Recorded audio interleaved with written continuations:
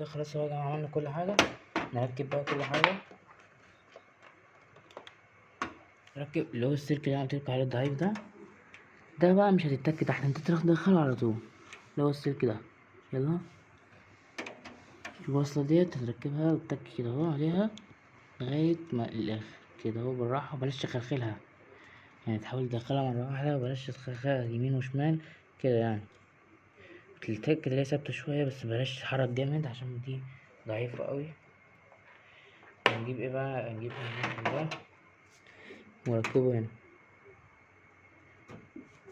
كده.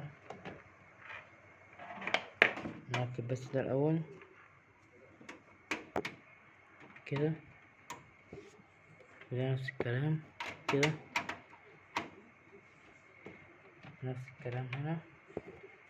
في مدخل ده باور ده، وكمان في مدخل اللي هو الأخير ده بتاع اليو اس بي ده بتاع الماوس. يلا حافظ شكلهم وكده. يا جماعة درجة حرارة الكمبيوتر دلوقتي درجة عالية جدا، مش الكمبيوتر قصدي الموبايل، يعني درجة حرارة الموبايل عالية.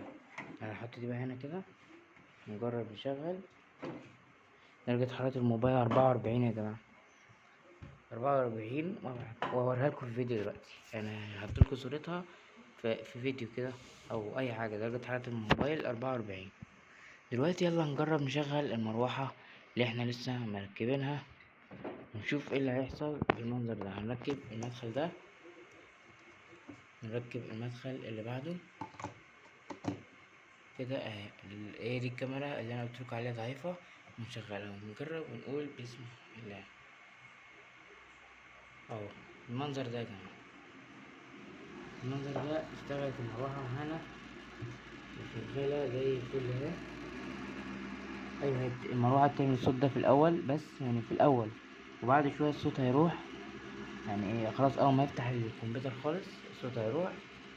فيلا بقى اعمل لايك بقى واكتب لي كومنت. والمروحة التانية على فكرة شغالة، عشان تقولي مش شغال اهي شغالة اهي.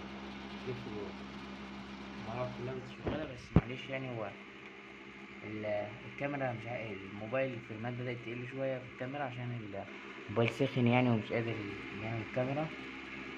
هو اشتغل اهو، المروحة شغالة جوه مفيش أي مشكلة. المروحة التانية اللي جوه شغالة، هي شغالة على فكرة، مش مصدقني إن هي مش شغالة، هي شغالة. بتجيب هوا كمان، استنى أوريها لكم كمان أهي.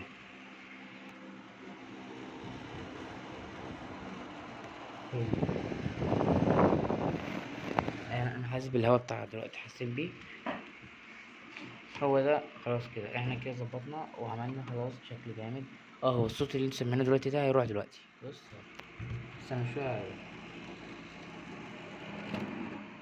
اديتها خبطة بس كده اشتغلت. يعني هو الصوت ده بسبب يعني ده بيكون المروحة مش قادرة تتعامل مع ده، مش ثابت كويس، المسامير بتاعته مش ثابتة كويس.